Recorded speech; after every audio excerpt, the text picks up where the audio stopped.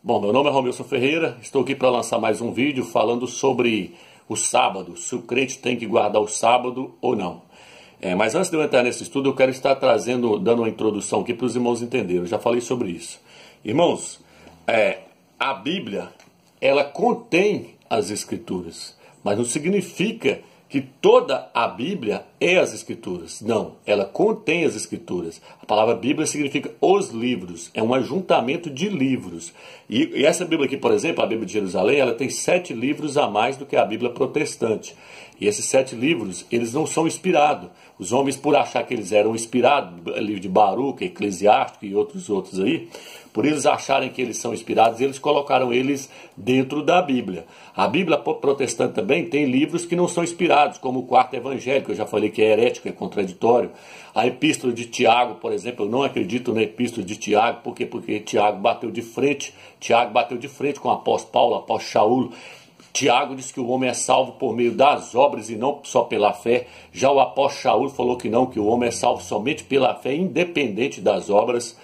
E aí a Epístola de Tiago ela não tem inspiração, entendeu? Eu sou como Martim Lutero, eu não acredito naquela epístola, porque nós temos sim que fazer obras, mas o homem é salvo independente das obras, o homem é salvo somente pela fé. Eu acredito nas epístolas de Paulo e Shaul.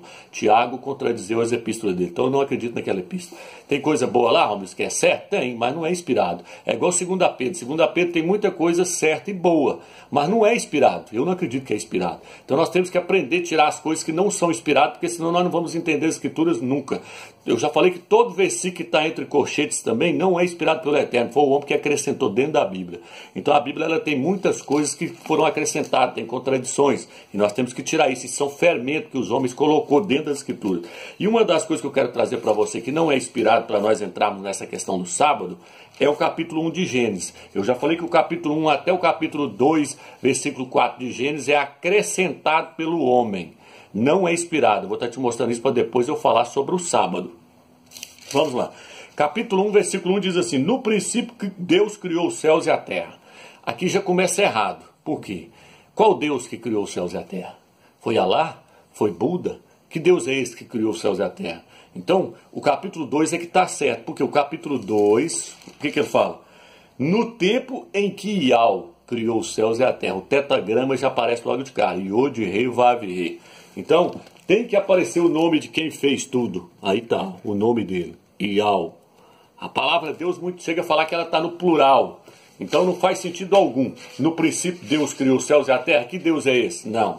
Tem que ser igual no capítulo 2. No princípio, Yau criou os céus e a terra. Então o capítulo 1 mostra uma criação, o capítulo 2 mostra outra totalmente diferente. Os dois capítulos se contradizem. E se contradizeu, não é inspirado pelo Espírito do Eterno. Então vamos lá. E aqui uma outra questão que eu quero trazer. Vamos lá então. Vou pegar aqui, fiz fazer uma anotação aqui, vou estar passando para os irmãos. O capítulo 1 diz que os animais, capítulo 1, versículo 25 e 27, diz que os animais foram criados antes do homem.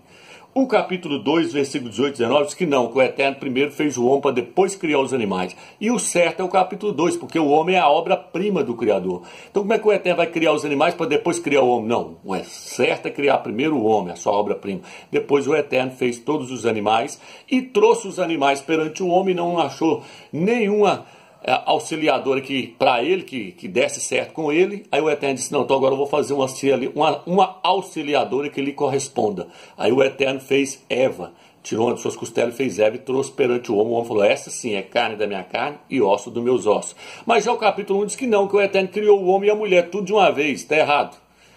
Não teve nada disso. Então está contradizendo. Aqui já mostrei duas contradições para vocês. Primeiro criou-se o homem, para depois criar os animais. Não é igual o capítulo 1 que criou animais para depois criar os homens, não. Primeiro criou o homem para depois criar os animais. O 2 é que está certo. Aí vem o capítulo 2. Lá diz que... Aqui, ó. Diz que as plantas foram criadas antes do homem. Capítulo 1, versículo 11 e 13. O capítulo 2 diz que não. O capítulo 2, versículo 4, versículo 7 diz que primeiro criou o homem, para depois criar as plantas. Está lá no capítulo 2. Lê lá que depois você vai entender. Capítulo 2, versículo 4... até o 7 fala que primeiro o Eterno criou o homem para depois criar as plantas. O capítulo 1 diz que não, que criou as plantas para depois criar o homem.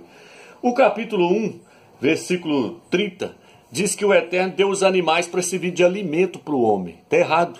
Não havia morte, não podia matar animal nenhum. Não morria, nem os animais não morriam. A morte entrou depois que o homem pecou. Como é que o Eterno mandou o homem matar animal e comer carne? Não, o Eterno disse que o homem comia frutas das árvores. Está no capítulo 2. Então veja bem, irmãos, capítulo 2, versículo 9. Lá fala que o homem comia frutas e não animais. E aqui também, se nós olharmos aqui, olha o que diz aqui, ó.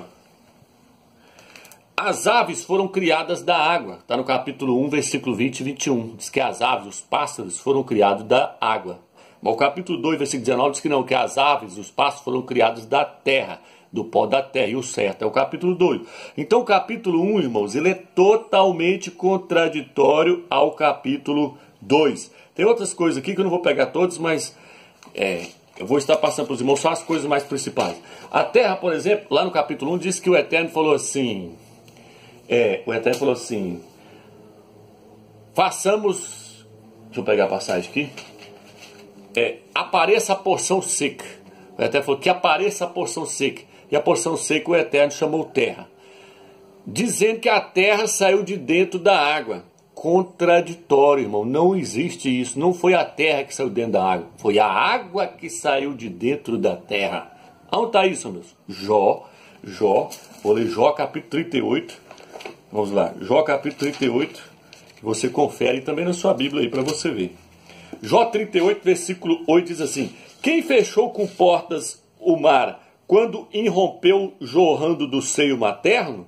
Está dizendo que a água saiu do seio materno, a água do mar brotou do seio materno, ó, jorrando para cima. Então não foi a terra que saiu da água, foi a água que saiu da terra. Agora, quando lhe deis nuvens como veste e espessas névoas como goeiros, quando lhe impus os limites e lhe firmei portas e ferrolhos, o Eterno colocou portas, e diz, até aqui chegarás e não mais adiante. O Eterno fez a água jorrar de dentro do mar, enchendo a baciona, porque o mar é um abismo. A Bíblia fala que o mar é um abismo, por quê? Porque o mar é tão fundo que tem lugar que o submarino não consegue chegar lá no fundo, de tão fundo que é. Aí o Eterno fez o quê? Ele fez a água jorrar do seio materno, encheu o abismo, encheu a baciona d'água que é o mar. Está entendendo, irmão? Então não foi a terra que saiu da água, foi a água que saiu da terra. Olha o corpo humano. O corpo humano contém 70% de água. A terra contém 70% de água.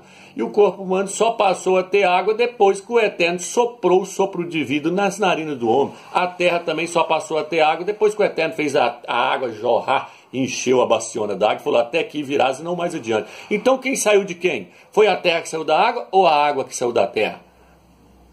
Foi a água que saiu da terra. Aonde mais, Romilson? Vamos lá. Jó, capítulo 8, versículo 28. Tem uma serralheria aqui perto de casa que faz barulho demais. Tá ligando lá agora, mas não, acho que não vai dar para atrapalhar, não. Capítulo 8, versículo 28 diz assim. Provérbios, capítulo 8, versículo 28. É Provérbios, irmão. Provérbios 8, versículo 28 diz assim. Quando condensava a nuvem no alto, quando se enchiam as fontes do abismo. Olha o que está falando aí, irmão. Quando se enchiam as fontes do abismo. O que é o abismo? O abismo é o mar. Quando punham um limite ao mar e as águas não ultrapassavam o seu mandamento, quando assentavam os fundamentos da terra. Aí o Eterno falou, as águas não vai avançar mais, é para isso até aqui. Então foi a água que foi brotando de dentro da terra, e não a terra saindo da água, igual está lá no capítulo 1, contraditório. Vamos aqui, ó. Olha o capítulo, versículo 24. Quando os abismos não existiam, eu fui gerado. Quando não existiam os mananciais da água, está falando do Salvador, quando ele foi gerado pelo Eterno. Antes que as montanhas fossem plantadas, antes das colunas, eu fui gerado. O Salvador foi gerado, ele é a sabedoria do Eterno. Ele ainda não havia feito a terra e as ervas, nem os primeiros elementos do mundo. Ele não tinha feito a terra ainda, que primeiro fez a terra, para depois fazer a água brotar. Quando firmava os céus, lá estava eu. Quando traçava a abóbora sobre a face do abismo. Quando condensava as nuvens no alto. Quando se enchiam a fonte do abismo. Aí o Eterno fez a terra e depois encheu ela de água, a baciona de água. Então não foi a terra que saiu da água, foi a água que saiu da terra. E aí os pastores, irmão, os pastores talvez... Aqui eu vou ler Provérbios 3, versículo 20. Mais um versículo que eu vou ler para nós. Provérbios 3, versículo 19 diz assim... 3:19. Por seu conhecimento foram abertos os abismos. Foi aberto. Para quê? E as nuvens destilam o orvalho. Aqui, ó. Deixa eu ver se é isso aqui mesmo. É isso mesmo.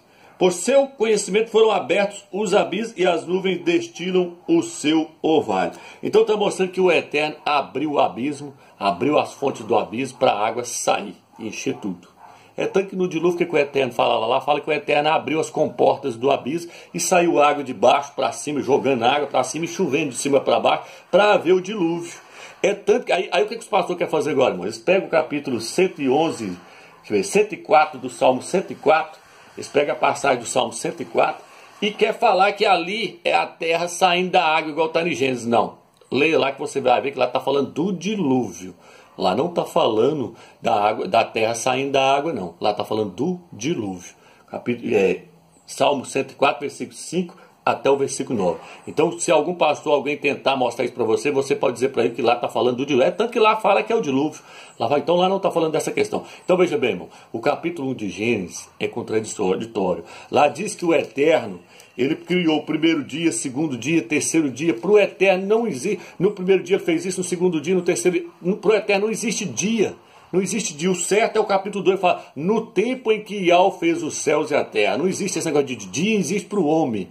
Então como é que o Eterno criou o primeiro dia, segundo dia, terceiro dia? Lá no capítulo 1 fala que ele diz, haja luz e houve luz, e ele fez separação entre a luz e as trevas. As trevas chamou noite e a luz ele chamou dia. Como é que ele fez separação de trevas e noite se não existia a luz do sol ainda? E é a luz do sol que faz essa separação. Então veja bem, irmãos, é contraditório. Não houve primeiro dia, segundo dia, terceiro dia. Olha o que o texto diz aqui. Diz que o Eterno, capítulo 2, versículo 2, Deus concluiu no sétimo dia a obra que fizeram e no sétimo dia descansou.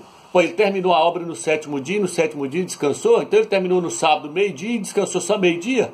Ele não teria que ter terminado então no sexto dia e descansado no sétimo? Lá no livro de Êxodo, capítulo 20, versículo 11, fala que o Eterno terminou no sexto dia e no sétimo dia descansou. Mas todos os dois textos estão errados. Porque o mandamento que está no livro de Êxodo está errado. O que vale é o mandamento que está no livro de Deuteronômio, capítulo 5.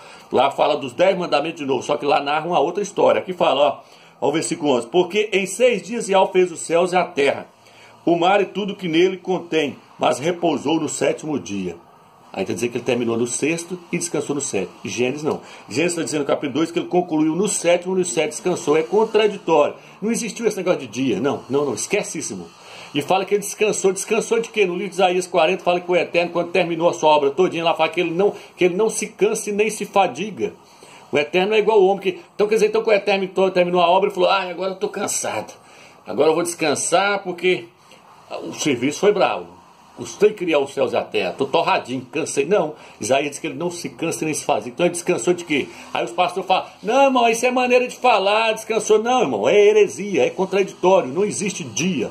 Não existia. Então agora eu vou entrar na questão do sábado. Agora que você viu que a criação do planeta Terra não foi em 6 dias. Não. No tempo em que Iau fez e pronto. Para ele não existe dia. No tempo em que Iau criou os céus e a terra. É tanto que quando Adão pecou, você pode ver que havia tarde e manhã. Tardes e manhãs. Ali, ó. O Eterno vinha na virada do dia visitar ele. Aí quando Adão pecou, não existia noite não, irmãos. Provavelmente alguma coisa aconteceu. Ou os continentes eram tudo interligados e o sol batia direto, porque os continentes foram se dividindo para formar o Apocalipse 12. Ou eles eram unidos, ou o Eterno mudou o eixo da Terra. Porque tem lugar do país hoje que, não sei se é o ano todo ou se é só 6 meses, que não fica de noite. Não sei se os irmãos sabem disso. Então lá no Jardim do Éden não tinha noite. Por quê? Porque o homem ainda não havia caído. Foi quando o homem caiu em pecado que ele passou a conhecer o que é as trevas, o que é a noite. Porque provavelmente o Eterno fez alguma coisa. Talvez ele mudou o eixo da terra e aí passou a ter a noite. Aí o homem conheceu o que é a noite por causa da queda. As trevas vieram por causa da queda. Não havia noite no Jardim do Éden. Então vamos lá. Aí a questão agora é o seguinte. O Eterno não gastou 6 dias. Mas, Romilson, então por que então que eles falam lá que nós temos que guardar o sábado porque o Criador fez a terra em 6 dias? Não, o sábado não foi dado para o homem guardar ele porque o Eterno fez a terra em 6 dias, não. Eu vou te explicar o porquê. O sábado foi dado para o homem guardar ele, porque para os ialdins, para os judeus guardar ele, porque eles eram escravos no Egito. De segunda a segunda, eles trabalhavam no Egito lá, de domingo a domingo, eles estavam trabalhando, eles não paravam não. Aí o Eterno foi lá e tirou eles da escravidão e falou, agora eu quero que vocês tira um dia para vocês descansar, para vocês lembrar que foi eu que libertei vocês lá da escravidão do Egito. Quer que você descanse um dia, e esse dia vai ser o sábado. Vocês vão descansar no sábado, para vocês lembrar que foi eu que tirei vocês da escravidão lá. Não porque ele fez a terra em 6 dias. Aonde está isso?